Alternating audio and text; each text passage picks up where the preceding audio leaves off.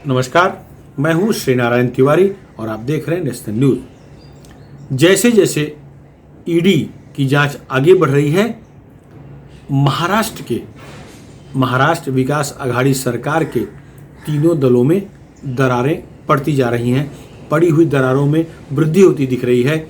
लोग एक दूसरे से कन्नी काटते नजर आ रहे हैं। सर्वाधिक आरोपित नेता, मंत्री अथवा सामाजिक कार्यकर्ता राष्ट्रवादी के दिख रहे हैं, जो ईडी के रडार पर हैं। दूसरे नंबर पर शिवसेना के नेता हैं, शिवसेना के मंत्री हैं।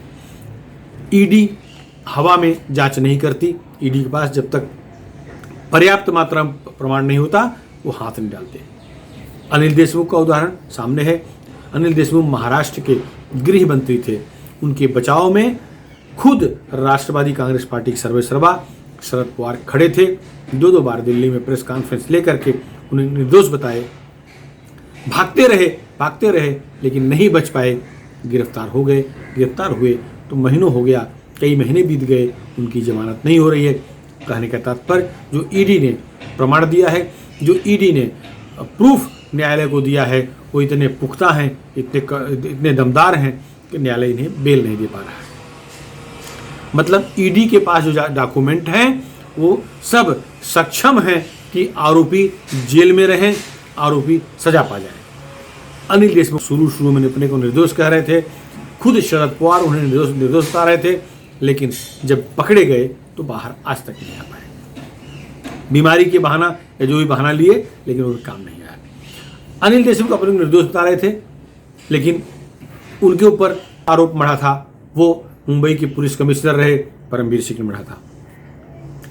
उनके ऊपर 2 करोड़ रुपया लेकर के अपनी पोस्टिंग में मदद करने का आरोप सचिन वाजे ने लगाया था, जो कई हत्याओं का, कई इनकाउंटर का आरोपी है। फिर भी हत्याकांड के चक्कर में भी जेल में।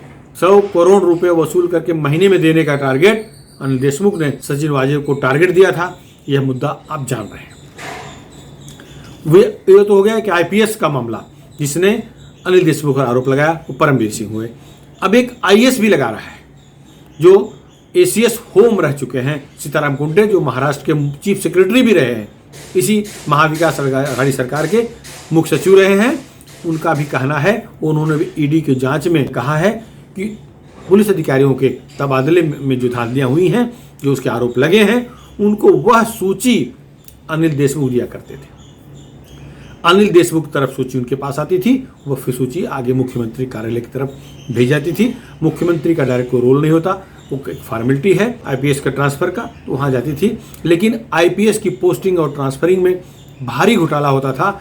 यह बात रश्मि शुक्ला की वह रिपोर्ट भी कह रही है, जो सीताराम कुंटे के पास थी, जिस रश्मि शुक्ला ने इन सब के फोन टेप करके सीताराम कुंटे को दिया था, जो मुख्यमंत्री कार्यालय को पहुंचाने के लिए कहा गया था। वह रिपोर्ट रश्मि शुक्ला ने डीजी के मार्फत सीताराम कुंटे के पास भेजा था, एसीएस होम के पास भेजा था, जो कि मुख्यमंत्री कार्यालय में गई। मतलब डीजी ऑफिस में भी उसका रिकॉर्ड था, कमिश्नर ऑफिस की भी कापी थी, वहाँ भी रिकॉर्ड था, और एसीएस होम के पास सीताराम कुंटे के पास रिकॉर्ड था। सीताराम कुंटे उस समय एसीएस होम थे। आगे वही सूची मुख्यमंत्री कार्यालय को भेजी गई। तो मतलब स्पष्ट है, रश्मि शुक्ला जो आरोप लगा रही थी कि पोस्टिंग और ट्रांसफर में बहुत धांधली हो रही, उस आरोप में तथ्य इस बात से भी दिख रहा है। सीताराम कुंटे ने कहा कि ट्रांसफर की सूची अनिल देशमुख उनको देते थे। अब अनिल देशमुख ने ईडी को दिए बयान में कह दिया है, उनको सूची कहाँ से आती थी। उन्होंने कहा है कि उनको सूची मंत्री अनिल परब के मार्फत आती थी, मंत्री अनिल परब उनको देते थे। अनिल परब वही व्यक्ति हैं जो सचिन वाजे को लेकर के विधानसभा के फ्लोर पर जम के उनके पक्ष में भाषणबाजी किया था, जिनके कहने पर मुख्यमंत्री उद्धव ठाकरे ने, जब सचिन वाजे पर सवाल किया गया संवाददाताओं द्वारा, उन्होंने कहा था, सचिन वाजे को आप लोग इतना सर पे क्यों बैठाए हो, क्या वो ओसामा बिन लादेन है, वो सामान्य सा पुलिस अफसर है, उस पर इतना क्वेश्चन क्यों कर रहे हो। मतलब ओसामा बिन लादेन नहीं है, वो सामान्य पुलिस अफसर है, अर्थात ईमानदार है, नेक नीयत वाला है। ऐसे ही कहने का भाव शायद उद्धव ठाकरे का रहा होगा, लेकिन उसकी सोशल मीडिया में जम की निंदा हुई थी। यह बात कोई नई नहीं है, आप सबको मालूम है। अनिल देशमुख ने जब परब का नाम ले लिया, तो इसका मतलब परब आगे किसका नाम लेंगे? जब परब गिरफ्तारी परब की होगी, परब से पूछताछ होगी, तो परब किसका नाम डिस्क्लोज करेंगे, इस पर सबकी निगाहें टिकी हुई हैं। परब पीछे लोग रहे होंगे, परब पीछे लोग हैं, इसमें कोई दो राय नहीं है। परब तो मातोश्री के बहुत खास हैं। जो लोग इनके पीछे रहे होंगे, जो सूची बनवाने में साथ दिए होंगे, जो लेन देन में गड़बड़ी में साथ रहे होंगे इनके, तो निश्चित है अनिल परब यह जानकारी मुख्यमंत्री उद्धव ठाकरे को दिए होंगे, उनसे मार्गदर्शन लिए होंगे। तो लोग चर्चा इस बात पे कर रहे हैं कि हो सकता है ये सारी जानकारी उद्धव ठाकरे तक अनिल परब पहुँचाए हों। मतलब ये कि अगर अनिल परब पर ईडी हाथ डालेगी तो निश्चित है अनिल परब अगर मुंह खोलेंगे तो इसमें कई और बड़े बड़े लोग फंस सकते हैं, इसमें कोई दो राय नहीं है। जैसे अनिल देशमुख मुंह खोल रहे हैं, अनिल परब का नाम ले रहे हैं, वैसे अनिल परब मुंह खोलेंगे तो किसका नाम लेंगे, इसकी तरफ सबकी निगाहें हैं। सीताराम कुंटे चीफ सेक्रेटरी थे, वो मुंह खोले हैं तो सीधा अनिल देशमुख का नाम ले रहे हैं। मतलब ये जो आईपीएस के ट्रांसफर पोस्टिंग का बड़ा रैकेट महाराष्ट्र में चल रहा था, जिसे रश्मि शुक्ला ने डिस्क्लोज किया था। रश्मि शुक्ला उस समय महाराष्ट्र सरकार द्वारा इतनी सताई गई, केंद्र से अनुरोध कर महाराष्ट्र छोड़ दी। इस समय केंद्र की प्रतिनियुक्ति पर वो हैदराबाद में है, दक्षिण भारत में। रश्मि शुक्ला आईपीएस थी, कमिश्नर लेवल की अधिकारी थी, इसलिए उनका कुछ बाल बाका नहीं हुआ, वरना ये लोग गिरफ्तार करके जेल में डाल दिए होते। अभी भी कोशिश जारी है, लेकिन वो जो आरोप लगाई थी, जो फोन टेप करके सरकार के पास भेजी थी, टेप में जो कंटेंट था, वह बात तो अब प्रमाणित हो रही है। इस सरकार ने उनके कंटेंट पर एक्शन लेने के बजाय, उनके दिए गए डॉक्यूमेंट पर कार्रवाई करने के बजाय उनको ही फंसाने की कोशिश किया, उनको ही टारगेट करने की कोशिश किया, जिससे परेशान होकर के हार करके रश्मि शुक्ला को महाराष्ट्र छोड़ना पड़ा। आज वो बात प्रमाणित हो रही। सीताराम कुंटे कह रहे हैं, परमवीर सिंह ने कहा है, सचिन वाजे ने कहा है, और सब की तरफ से जो नाम कॉमन है वो अनिल देशमुख का नाम है, जो नाम कॉमन है अनिल परब का नाम कॉमन है। ये सारे नाम आ रहे हैं। आपको पता है कि महाराष्ट्र विकास आघाड़ी सरकार का गृह मंत्रालय राष्ट्रवादी कांग्रेस पार्टी के पास है। पहले अनिल देशमुख गृह मंत्री थे, अब दिलीप वलसे पाटिल गृह मंत्री हैं। मुख्यमंत्री केवल नाम के लिए नहीं होता, सर्वे सर्वा मुख्यमंत्री होता है, तो मुख्यमंत्री को कंट्रोल करना ही चाहिए था। इस पर अंकुश लगाना उनका दायित्व था। अगर नहीं लगा सके, नहीं रोक पाए हैं, तो ये उनकी विफलता है, क्योंकि उद्धव ठाकरे की छवि एक क्लीन इमेज वाले नेता की है। उद्धव ठाकरे की निजी छवि के बारे में किसी कोई संदेह नहीं है।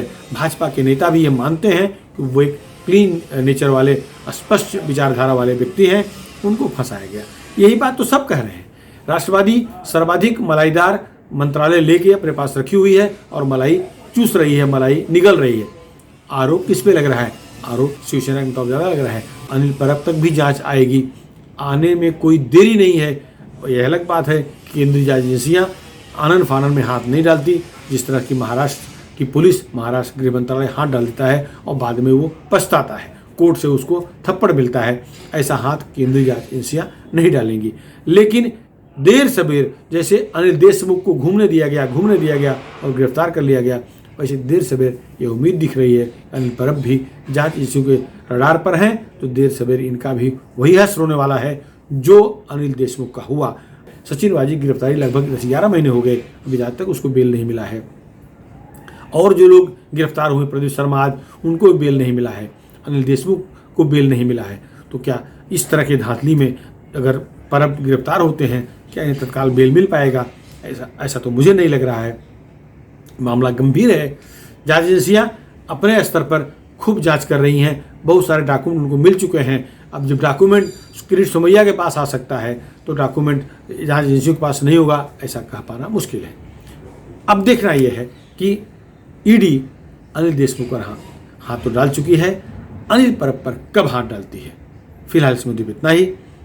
आपको जो आपकी राय हो, आपका जो मत हो, वो हमारे चैनल के नेशनल न्यूज़ चैनल के कमेंट बॉक्स में जरूर लिखें। और हाँ, यदि अभी तक आप हमारे चैनल नेशनल न्यूज़ चैनल को सब्सक्राइब न किए हों तो सब्सक्राइब जरूर कर लें, जिससे कि इस तरह की जो खबरें हम पोस्ट करें और वह आपको तत्काल मिल जाए। धन्यवाद।